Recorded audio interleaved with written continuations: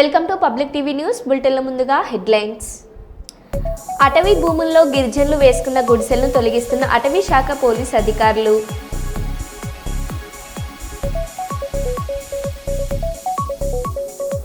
తెలంగాణ భవన సమీపంలో ఉన్న నీలోఫర్ కేఫ్ నుండి కస్టమర్లను బయటికి తరిమి కేఫ్ను మూసివేసిన పోలీసులు.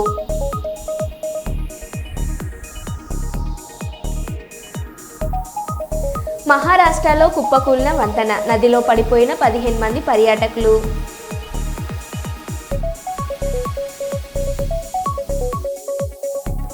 కర్నూలులో హిందీ యాక్టర్ ఉల్లు దాదా సందడి.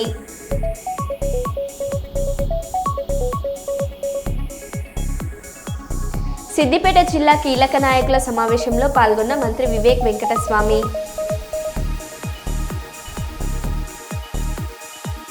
ఇక వివరాల్లోకి వెళ్తే, తెలంగాణ రాష్ట్ర ప్రజల గొంతుకగా లగచర్ల నుండి ఆదిలాబాద్ వరకు, మైబాద్ నుండి మహబూబ్ నగర్ వరకు ఎక్కడ సమస్య ఉన్నా అక్కడికి ఆగమేఘాల మీద పోయి అక్కడ ప్రజల తరపున పోరాటం చేస్తున్న కేటీఆర్ మీద ఈ రేవంత్ రెడ్డి ప్రతీకారం తీర్చుకోవడానికి 14 కేసులు పెట్టాడని బీఆర్ఎస్ నాయకుడు ఆర్ఎస్ ప్రవీణ్ కుమార్ అన్నారు.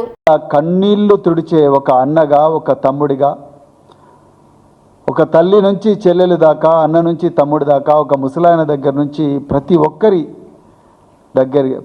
దగ్గరికి వెళుతూ వాళ్ళ కష్టాలు తెలుసుకుంటూ ఎన్నో ఇబ్బందులున్నా, ఎన్నో అడ్డంకులున్నా, ఎన్నో అక్రమ కేసులున్నా మరి అలా వీరోచితంగా పోరాడుతున్న కేటీఆర్ గారు లగచర్ల నుండి ఆదిలాబాద్ వరకైతేనేమి, మహబూబాబాద్ నుంచి మహబూబ్నగర్ వరకైతేనేమి, మూసీ నది పరివాహక ప్రాంతం అయితేనేమి, మంజీరా పరివాహక ప్రాంతం, ఎక్కడ సమస్య ఉన్నా అక్కడికి ఆగమేఘాల మీద పోయి అక్కడ ప్రజల గొంతుకగా ఉండి ప్రజల తరపున పోరాటం చేస్తున్న కేటీఆర్ గారి మీద ఈ రేవంత్ రెడ్డి ముఖ్యమంత్రి అయిన తర్వాత ప్రజాప్రభుత్వం అనే పేరుతోని ప్రతీకారం తీర్చుకున్నందుకు వచ్చిన కేసులు 14, అన్ని అక్రమ కేసులే.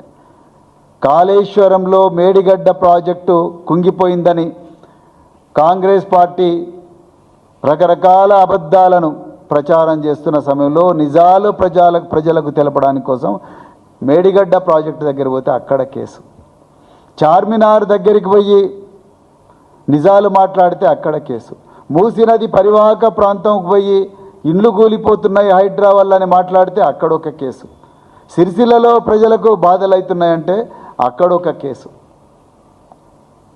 కేసీఆర్ గారిని అన్యాయంగా తెలంగాణ రాష్ట్రానికి మూల కారకుడు, తెలంగాణ జాతిపిత, తెలంగాణనే గుండెలో పెట్టుకొని, తెలంగాణ ప్రయోజనాలు గుండెలో శరీరంలో కణాన పెట్టుకొని ప్రాణత్యాగానికి కూడా సిద్ధపడి తెలంగాణను పోరాడి తెచ్చి ఆ తెలంగాణను దేశంలోనే నెంబర్ 1 రాష్ట్రంగా పెట్టిన కేసీఆర్ గారికి పీసీ ఘోష్ కమిషన్ ముందు పిలిచినప్పుడు వచ్చిన వేలాది మంది ప్రజలను ఉద్దేశించి ప్రసంగించినందుకు కేసు, ఏసీబీ కార్యాలయం నుంచి తెలంగాణ భవన్కు నడుచుకుంటూ వస్తే కేసు, శ్వాస తీసుకుంటే కేసు, నోటి నుంచి మాట వస్తే కేసు, ఆలోచిస్తే కేసు, నిజం మాట్లాడితే కేసు. ఇన్ని కేసులు పెట్టిండ్రు కేటీఆర్ గారి మీద. అయినా కూడా కేటీఆర్ గారు వెరవకుండా, బెదరకుండా, మడమ తిప్పకుండా పోరాడుతూనే ఉన్నారు. కేటీఆర్ గారి మీద పెట్టిన 14 కేసుల్లో 7 కేసులను క్వాష్ పిటిషన్ గౌరవ హైకోర్టు న్యాయమూర్తులు అలో చేసిండ్రు. మీరు అర్థం చేసుకోండి, క్వాష్ పిటిషన్ను గౌరవ హైకోర్టు అలో చేసిందంటేనే ఈ కేసులు తుఫేల్ కేసులు అని అర్థం. అందులో 4 కేసులు హైకోర్టు క్వాష్ చేసింది, ఎఫ్ఐఆర్ ఇది చెల్లదు అని చెప్పి క్వాష్ చేసింది. అయినా కూడా నిన్న 2 కేసులు పెట్టిండ్రు, ఒకటే సబ్జెక్టు మీద 2 కేసులు పెట్టిండ్రు. అంటే ఒక ముఖ్యమంత్రి ప్రతీకారంతో బ్లైండ్ అయిపోయి రగిలిపోతూ ఏది కరెక్టు ఏది తప్పని చూసుకునే పరిస్థితిలో కూడా లేడు. ఒకటే సబ్జెక్టు మీద 2 ఎఫ్ఐఆర్లు. అంటే మీరు ఆలోచించండి, సుప్రీంకోర్టు గైడ్లైన్స్ ఉన్నాయి, ఒకటే సబ్జెక్టు మీద 2 ఎఫ్ఐఆర్లు పెట్టకూడదని, అయినా ఎఫ్ఐఆర్లు పెట్టిండు. సో మిత్రులారా, మరి కేటీఆర్ గారు ఎందుకు ఇంత ఇబ్బందులు ఎందుకు పెడుతుంది గవర్నమెంట్ కేటీఆర్ గారు మీద? కాకినాడ జిల్లా అన్నవరం శ్రీ వీర వెంకట సత్యనారాయణ స్వామివారి దేవస్థానంకి విచ్చేసినటువంటి భక్తులు ఎంతో పవిత్రంగా స్వీకరించే అన్నప్రసాదాన్ని అత్యంత హీనంగా నిర్వహిస్తున్నటువంటి వైనం సత్యదేవుని సన్నిధిలో ఆదివారం చోటు చేసుకుంది. అన్నాన్ని అన్నపూర్ణాదేవిగా కొల్చేటువంటి హిందువుల మనోభావాలను సత్యదేవుని ఆలయ ఈవో సంబంధిత సూపరింటెండెంట్ అవమానిస్తున్నారని సత్యదేవుని సన్నిధికి విచ్చేసినటువంటి భక్తులు వాపోతున్నారు. సంబంధిత కాంట్రాక్టర్పై, అసిస్టెంట్ ఎగ్జిక్యూటివ్ ఆఫీసర్పై, సంబంధిత సూపరింటెండెంట్పై చర్యలు చేపట్టాలని కోరుతున్నారు.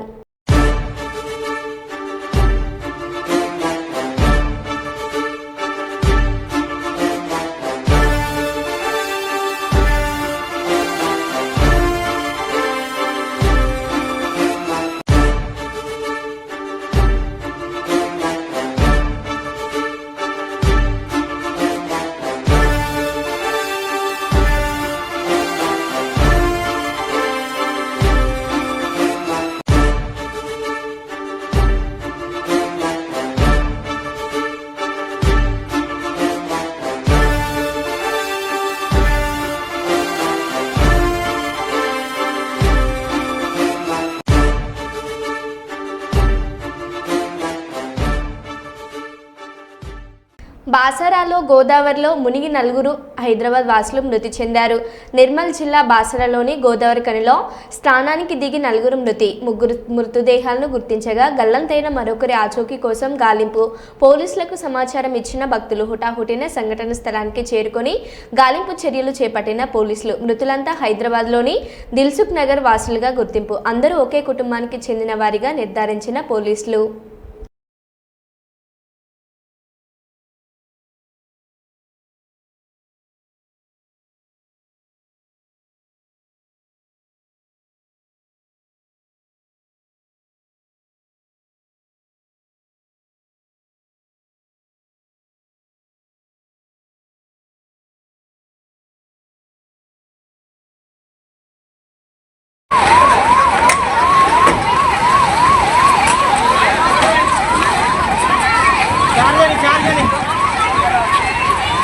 లోపలికి వెళ్ళింది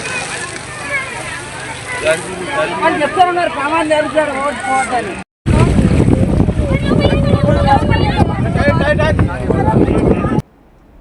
మహారాష్ట్రలో కుప్పకూలిన వంతెన నదిలో పడిపోయిన 15 మంది పర్యాటకులు 6 పర్యాటకులు మృతి చెందినట్లు సమాచారం.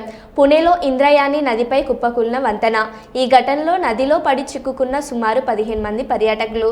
ఘటన స్థలానికి చేరుకొని సహాయక చర్యలు చేపడుతున్న రెస్క్యూ బృందాలు.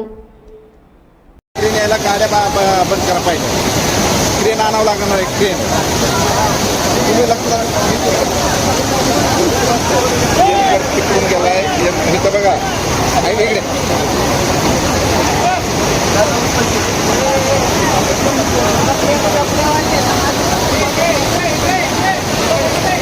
वर घ्या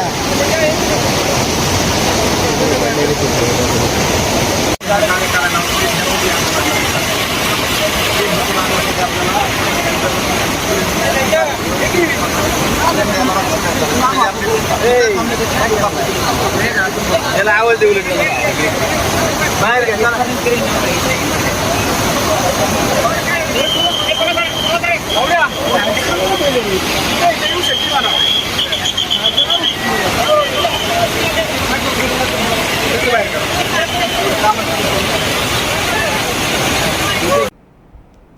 కర్నూలు జిల్లా మంత్రాలయం శ్రీ రాఘవేంద్ర స్వామిని దర్శించుకునేందుకు కేంద్ర మంత్రి ప్రహ్లాద్ జోషి కుటుంబ సభ్యులతో కలిసి విచ్చేశారు. ఆయనకు శ్రీ మఠం అధికారులు పూర్ణకుంభంతో స్వాగతం పలికారు. ఆయన ముందుగా గ్రామ దేవత మంచాలమ్మను దర్శించుకుని పూజలు నిర్వహించారు. అనంతరం శ్రీ రాఘవేంద్ర స్వామి మూల బృందావనాన్ని దర్శించుకుని మొక్కులు తీర్చుకున్నారు. అనంతరం కర్ణాటక రాష్ట్రం కల్లూరులో వెలిసిన మహాలక్ష్మి అమ్మవారిని దర్శించుకున్నారు.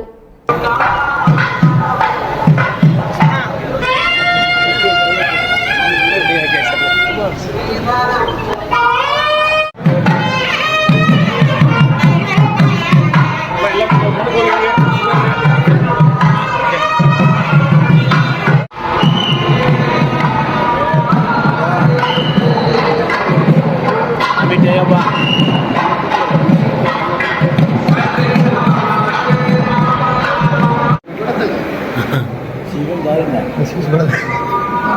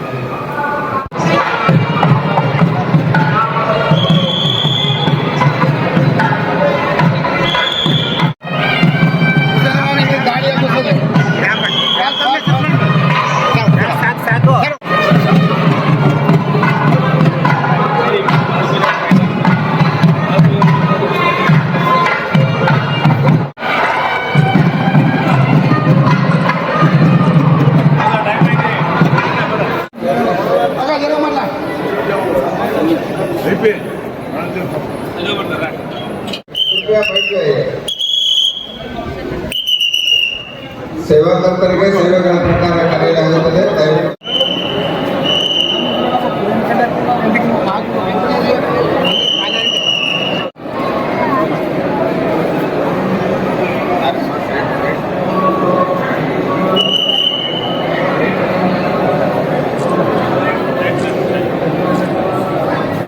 కోట్లాడి సాధించుకున్న తెలంగాణలో ప్రజల ఆకాంక్షల మేరకు కాంగ్రెస్ ప్రభుత్వం పనిచేస్తుందని ఎస్సీ ఎస్టీ సంక్షేమ శాఖ మంత్రి అడ్లూరి లక్ష్మణ్ కుమార్ పేర్కొన్నారు.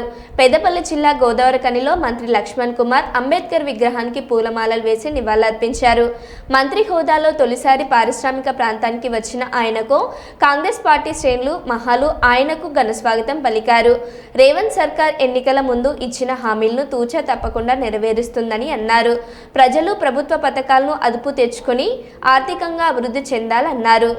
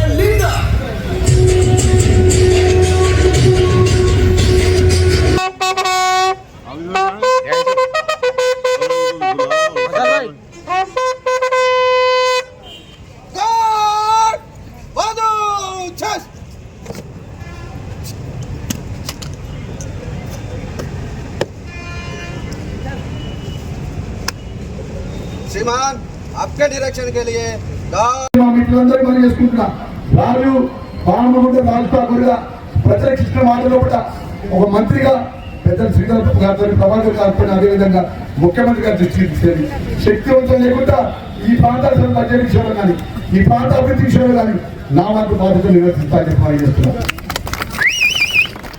ఒక మా కాంగ్రెస్ పార్టీ కార్యకర్తలందరూ కూడా కాంగ్రెస్ పార్టీ కుటుంబ సభ్యులందరూ కూడా పనిచేసుకుంటున్నాం. మనం చేసుకుంటున్నాం ఇక్కడ కష్టపడి కాంగ్రెస్ జెండా పట్టుకొని కాంగ్రెస్ బతికియాలే. ఎన్ని 10 సంవత్సరాలుగా రాజరిక పరిపాలన చేస్తున్నటువంటి అప్పుడు మాజీ మంత్రిగా ఉన్నటువంటి నాయకత్వం కానీ మాజీ ముఖ్యమంత్రిగా కేసీఆర్ కానీ ఇక్కడ ఉన్న టీఆర్ఎస్ పార్టీ ప్రభుత్వం ఎవరైతే కార్యకర్తలు ఇబ్బందుల పాలైలో ఎవరైతే జెండా నమ్ముకుని కష్టపడే కార్యకర్తలు అందరూ కూడా కాంగ్రెస్ పార్టీ అండగా ఉంటుంది. మంత్రి గారిని మాటిస్తున్నా ఇక్కడ వేదికపై కానీ వేదిక కిందపై కాంగ్రెస్ పార్టీ శ్రేణులందరికీ మీ లక్ష్మణ్ కుమార్ అన్నగా మీరు ఎప్పుడు ఏ చిన్న విషయానికి మా లక్ష్మణ్ కుమార్ మంత్రి అని చెప్పి మా లాలు గారి ద్వారా ఏ చిన్న విషయాన్ని నాకు చెప్పినా కూడా తప్పకుండా మన కాంగ్రెస్ పార్టీ క్రీడలకు ఏం చేసే విషయంలో కూడా మేము ముందు వస్తూ ఉంటాం. ఎందుకంటే మన రామగుండం మన గోదావరి గారి మన బొగ్గుపని కార్మికుల విషయంలో కూడా కార్మికుల బిడ్డగా నాకు ఇక్కడ కష్టాలు తెలుసు, ఇబ్బందులు తెలుసు. కార్మికుల యొక్క ఏ విధమైన లోపలికి వెళ్తే బయటకు వచ్చే నమ్మకం పరిస్థితుల్లో కూడా కార్మికుల పక్షాన మా ఐఎన్టీసీ సంబంధించిన పెద్దలు కూడా జనప్రసాద్ గారు కానీ అదే నర్సింహరెడ్డి గారు కానీ అదే ధర్మపురి గారు కానీ వారు కూడా స్వాగతం పలికినారు. మా యువత కాంగ్రెస్ మిత్రులు, మా ఎన్ఎస్ఐ మిత్రులు, మా మహిళా సోదరి వాళ్ళు, మా చెల్లెళ్ళు, మా అక్కలు, ఇక్కడ మా కాంగ్రెస్ పార్టీ పెద్దలు, వేదిక పైనటువంటి కాంగ్రెస్ పార్టీ కుటుంబ సభ్యులందరూ కూడా పేరు పేరున. ఎందుకంటే నేను మిత్రులందరూ పని చేసుకుంటున్నా. ఎవరికి ఏ కష్టం వచ్చినా ఈ ప్రాంత ప్రజలకు ఇచ్చిన మాట విషయంలో కూడా 100% అన్ని విధాలు మీకు అండగా ఉండే బాధ్యత నాదే విషయాన్ని సవినయంగా మనవి చేసుకుంటూ నేను సెలవు తీసుకుంటున్నా. ఉమ్మడి కర్నూలు జిల్లా డీసీఎంఎస్ చైర్మన్గా టీడీపీ సీనియర్ నాయకులు నాగేశ్వరరావు యాదవ్ ప్రమాణ స్వీకారం చేశారు. నంద్యాల మార్కెట్ యార్డ్లో ఈ కార్యక్రమాన్ని ఘనంగా నిర్వహించారు. నంద్యాల పార్టీ కార్యాలయం నుంచి టీడీపీ శ్రేణులు మార్కెట్ యార్డ్ వరకు భారీ ర్యాలీ నిర్వహించారు. ఈ కార్యక్రమంలో మంత్రులు NMD Farooq, BC Janardhan Reddy, MP Bastipati Nagaraju, seed corporation chairman Dharmaram Subbareddy, MLA Kotla Jayasurya, Prakash Reddy, మాజీ ఎమ్మెల్యే బైరెడ్డి రాజశేఖర్ రెడ్డి, పలువురు నేతలు పెద్ద ఎత్తున పాల్గొన్నారు. అనంతరం మంత్రులు, ఎమ్మెల్యేల ముందు నాగేశ్వరి యాదవ్ ప్రమాణ స్వీకారం చేయడం జరిగింది.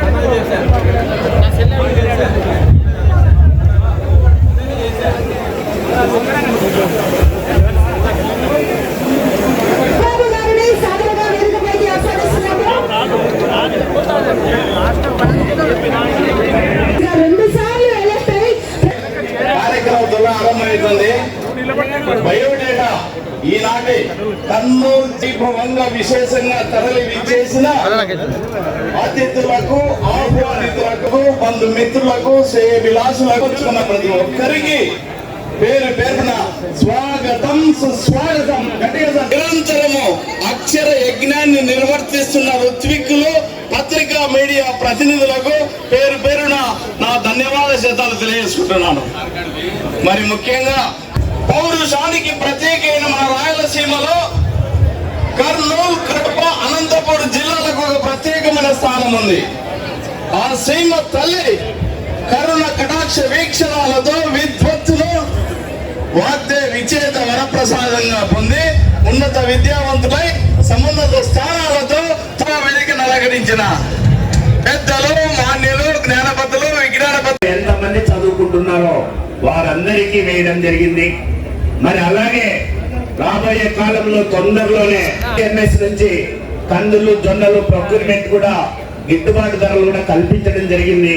మరి వీటన్నిటికీ ఒక్కటే, ఏదైతే పాదయాత్రలో లోకేష్ బాబు గారు మరి యువనగంలో చెప్పాడో పేద ప్రజలను ఆదుకుంటారని, వాటి కోసమే మరి మన ప్రభుత్వం పనిచేస్తా ఉంది. ఇప్పుడు మరి పెద్దలు మనకంతా మరి వేదికను అలంకరించారు.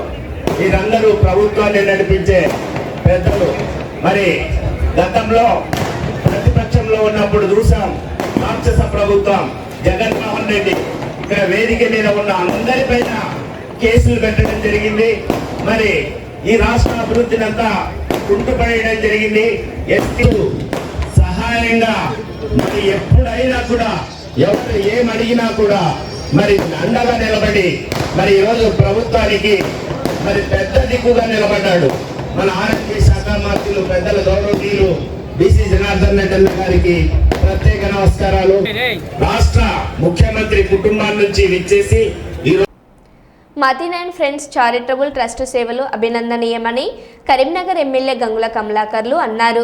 ఆదివారం నగరంలోని శాస్త్రి రోడ్లో Matin and friends charitable trust కార్యదర్శి, ప్రముఖ సామాజిక కార్యకర్త ఎంఏ మతిన్ జన్మదినం సందర్భంగా 400 మంది పేద విద్యార్థులకు స్కూల్ బ్యాగ్స్, నోట్బుక్స్, పెన్నులు, పెన్సిళ్లు పంపిణీ కార్యక్రమానికి ముఖ్య అతిథిగా ఎమ్మెల్యే హాజరై మాట్లాడారు. నగరంలోని 46వ డివిజన్కు చెందిన సామాజిక కార్యకర్త ఎంఏ మతిన్ తన జన్మదినం సందర్భంగా ఔదార్యాన్ని చాటడం అభినందనీయమన్నారు.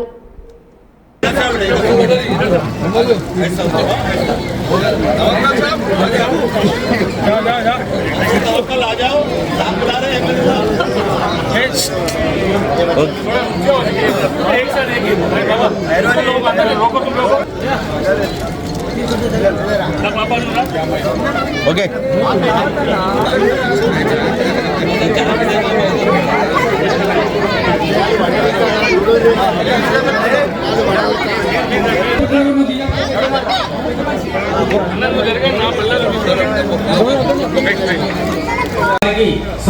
సముచితమైన బహుమానం కూడా ఇవ్వడం జరిగింది. जन्मदिन आपका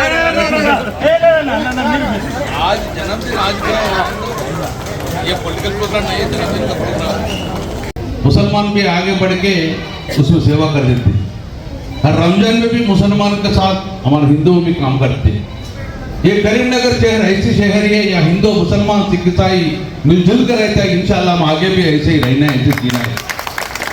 जहाँ हिंदू मुसलमान मिलजुल कर रहता है, यहाँ शांति बढ़ाते, तरक्की आगे बढ़ते। वो करीमनगर में तरक्की ऐसे हुआ कि मिलजुल के दिया है। ఒక్కసారి చూడండి కరీంనగర్ నగరం ఎట్లా ఉంది, గొప్పగా మారిపోయింది. ఒకటా రెండా మూడా 1150 కోట్ల రూపాయలు తీసుకొచ్చి కరీంనగర్ అద్భుతంగా ఇక్కడ వచ్చిన సిమెంట్ తీసుకున్నాం. ఈ డెవలప్మెంట్ కాదు కూడా. సో అందుకే రేపు రాబోయే కాలంలో మనందరం కలుస్తాం. పుట్టుకతోటి మన మతాల మధ్య విడిపోలేదు మనం. కాబట్టి అందరం కలిసి ఈ నగరం అభివృద్ధి కోసం మనం అందరం మతాలకు అతీతంగా కలిసి ఉండాలని చెప్పి బ్రతుకుంటున్నాం. అందుకు ఈరోజు మా యొక్క మతిన్ భాయ్ నిన్ను నూరేళ్ళు బతకాలి. తను ఏం సంపాదించడో తెలియదు, కానీ సంపాదించడంలో ఎక్కువ శాతం ప్రజలకే పనిచేస్తుండ్రు. అందులో పేద విద్యార్థుల కోసం ఈరోజు వాళ్ళు 350 రూపాయలు పెట్టుకొని ఈరోజు కొనే స్తోమత ఉండదు గవర్నమెంట్ స్కూళ్ళల్లో. వారికి ఒక బ్యాగుతో పాటు వారికి పుస్తకాలతో పాటు ఉండబోతాడు పెన్సిల్ ఇస్తున్నారంటే జనరల్గా ఆ పేద విద్యార్థులకు చాలా సంతోషం కలుగుతుంది. కాబట్టి మరొక్కసారి మా మతిన్ భాయ్కి మనస్ఫూర్తిగా wish all the best. God bless you for your bright future. Thank you very much. జై తెలంగాణ. కూటమి ప్రభుత్వం హామీ ఇచ్చినట్టుగా ఇల్లు లేని పేదలందరికీ 2 సెంట్ల స్థలం ఇవ్వాలని, ఇల్లు నిర్మించుకోవడానికి 5 లక్షల రుణం మంజూరు చేయాలని, అలాగే ఇప్పటికే అర్జీ పెట్టుకున్న వారందరికీ సర్వే చేసి ఇళ్ల స్థలాలు ఇవ్వాలని చెప్పేసి 37వ వార్డులోని 97వ వార్డు సచివాలయం ముందు లబ్ధిదారులతో సిపిఎం పార్టీగా ధర్నా చేయడం జరిగింది. అనంతరం సచివాలయం ఇన్ఛార్జ్ అడ్మినిస్ట్రేషన్ ఆఫీసర్ మౌలాలి వినతి పత్రం ఇవ్వడం జరిగింది.